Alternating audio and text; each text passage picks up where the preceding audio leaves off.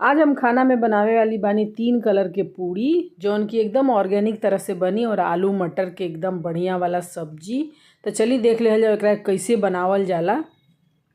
आलू मटर के सब्जी बनावे खातिर हम यहाँ काट के रख ले बानी सब आलू मटर टमाटर प्याज थोड़ा सा लहसुन। और ये लहसुन अदरक के पहले हम कूट लेब। अब कुकर में ये सब्जी हम कुकर में बनाए एकरा कुकर में तेल डाल के गरम कर ले बानी। ओकरा बाद डालब 5 फोरन और तेजपत्ता। फोरन चटकला के बाद एकरा में कटल प्याज डाल देब। ओकरा के थोड़ा सा फ्राई करे के बाद प्याज फ्राई भइला के बाद एकरा में डालब टमाटर कटल टमाटर। अभी टमाटर ना एकदम ताज़ा ताज़ा आवत एक खातिर थोड़ा सा टमाटर के पहले फ्राई कईल जरूरी बाटे ना तो ये सब्जी के कलर के थोड़ा सा मंदा कर देवेला। ओकरा बाद अदरक लहसुन कूट के रख ले बानी उ डाल देनी।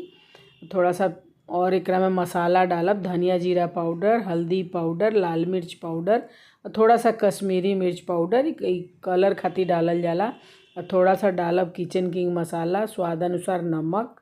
और बढ़िया से मसाला के फ्राई कर लेब जब तक कि तेल ना रिलीज हो जाए। देखी तेल लौकल शुरू हो गईल बाटे। अब एकरा में कटल आलू डाल देब। आलू डाल के एकरा के बढ़िया से थोड़ा सा फ्राई करब।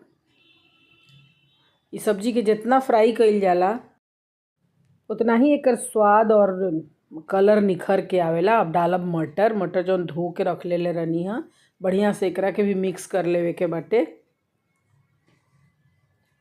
अब थोड़ा सा डाल देब धनिया पत्ता जौन काट के पहले ही रख ले रहनी है।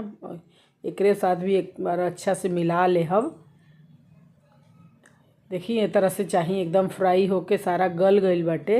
अब खाली आलू पकावे खातिर एकरा में गरम पानी डालब। अंदाज़ा से गरम पानी डाले के बाद बहुत ज़्यादा नहीं के डाले के जितना रउआ लोग के ग्रेवी खाए के मन होई उतना डालब। और डाल के एकरा के ढक के 3 सीटी आवे तक पकाए ताकि आलू बढ़िया से गल जाए। अब चलिए देखल जाओ पूड़ी कैसे बनी। तो पूड़ी खातिर हम ले बानी कच्चा हल्दी साफ़ करके काट के रख ले बानी। और मेथी पत्ता बा तोड़ के धो ले बानी। पहले मेथी पत्ता के पीसब। मेथी पत्ता बहुत ज़्यादा कलर ना छोड़ेला खातिर पहले मेथी पत्ता के पीस के तैयार करे के बाटे। मेथी पत्ता पीसला के बाद यहाँ बीट रूट भी पीस के हम तैयार कर ले बानी। बीट रूट के छान ले अब छाना ले खातिर ज़रूरी रहेला कि बीट रूट के एगो अलग स्मेल आवेला जौन कभी कभी उतना बढ़िया ना लागेला।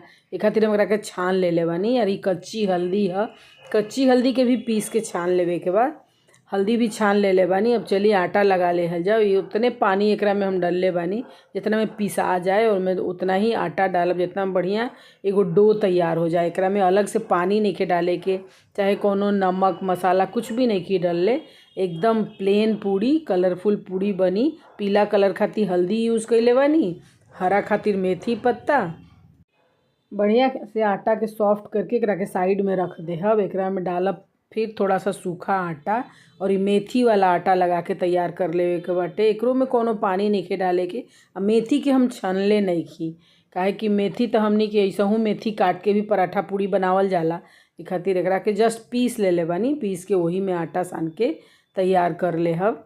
एकरो के सॉफ्ट करके साइड में रख देहब। अब बीट रूट वाला आटा तैयार कर लेब जौन की लाल कलर होई। देखी देखे में कितना बढ़िया लागत आटे। जौन पीस के हम रस तैयार कैले बानी वही से आटा साने के बाद एकदम सॉफ्ट सा आटा हमार बन के तैयार हो गईल बाटे। और तीनों कलर के हम आटा लगा के रख ले बानी। अब एकरा के थोड़ा सा सेट होए खातिर हम रखब। एकरा से 10 से 15 मिनट खातिर एकरा के ढक के रख देवे के बाटे ताकि बढ़िया से सेट हो जाए। तुरंत आटा लगा के तुरंत पूड़ी बनौले कभी कभी का होला आटा पूड़ी कड़ा भी हो जाला और फूलेला ना। ए खातिर 10 मिनट 15 मिनट जरूर रखे के चाहिए आटा के सेट होए खातिर। इधर देख ली तनी सब्जी भी हमार बन के एकदम बिल्कुल तैयार हो गईल बाटे। देखी थोड़ा सा एकरा के मिक्स कर ले हब हम इसमें थोड़ा सा कसूरी मेथी ऊपर से डाल दे हब।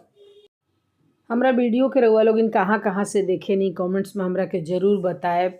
अगर पहली बार आइल बनी चैनल पर तो चैनल के सब्सक्राइब कर ले। रउआ लोग खातिर हम ए तरह के वीडियो लेके आवल करी ले। रउआ लोग सब्सक्राइब करब तो हम जब वीडियो अपलोड करब तो रउआ लोग तक पहुँची वीडियो के नोटिफिकेशन तो रउआ लोग एकरा के देख पाएब। अगर फेसबुक पे देखतानी तो फेसबुक पेज के फॉलो कर ली। अब लोइया बना ले सबके, थोड़ा सा अच्छा से एकरा के मैश कर ले, मैश करके और छोटा छोटा लोइया तोड़ ले।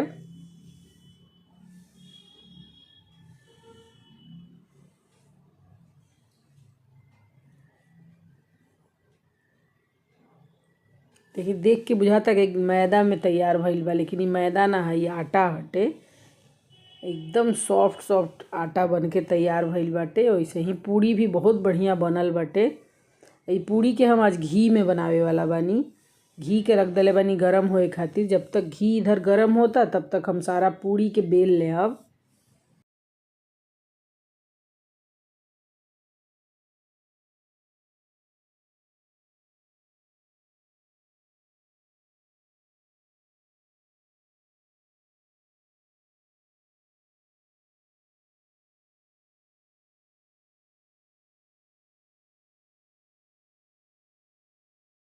घी भी गरम हो चुकल बाटे। अब एक एक करके पूड़ी के डाल देहब। यहाँ हम एगो टिप्स देहल चाहब कि जब भी रउआ लोनी पूड़ी फ्राई करी, कोनो कलरफुल पूड़ी बनावतानी, तो तेल के पहले गरम कर ली। तेल या घी जौन चीज़ रहे गरम कर ली। और पूड़ी जब डाली तो एकरा के मतलब फ्लेम के हाई रखी। ओकरा बाद निकलला के बाद थोड़ा सा कम कर दी। एक खातिर जरूरी बा ई कईल, ना तो का होला कि बहुत ज़्यादा घी या तेल गरम हो जाला, ओकरा में पूड़ी डालले देखा पूड़ी के कलर ही चेंज हो जाला, एकदम लाल हो जाला। ए खातिर कलर बरकरार रहे, ए खातिर ई प्रोसेस के करे के बाटे। जनरली प्लेन पूड़ी तो हाई फ्लेम पर ही माने फ्राई कईल जाला। तो जब पूड़ी डाली तो फ्लेम के हाई रखी है, जब निकाल ली तो थोड़ा सा कम कर ली। ओकरा बाद फिर पूड़ी डाली, फिर बढ़ाई। ए तरह से करके बना के रउआ लोग देखी, एकदम कलरफुल ऐसा ही रउआ लोग के भी पूड़ी बनी। केहू कह ना पाई कि रउआ लोग कलर नहीं डलले में। एकदम देखे में इतना अच्छा लागता, बुझाता कि हल्दी के मतलब कलर डाल के बनल बाटे, या लाल कलर डालल बा, हरा कलर डालल बाटे। और एकरा में कोनो स्मेल ना आवेला। ई पूड़ी जब जैसे हम बनौले बानी ऐसे ले रउआ लोग बना के देखी। अब चली सब्जी के सर्व कर लेहल जाओ। पूड़ी सब्जी हमार बन के बिल्कुल तैयार हो गईल बाटे। तो रउआ लोग इन बनाई, खाई और अपना परिवार के साथे इंजॉय करी। अब बना के हमरा के फ़ोटो शेयर करी, कमेंट्स करी रउआ लोग के कैसन बनल बाटे।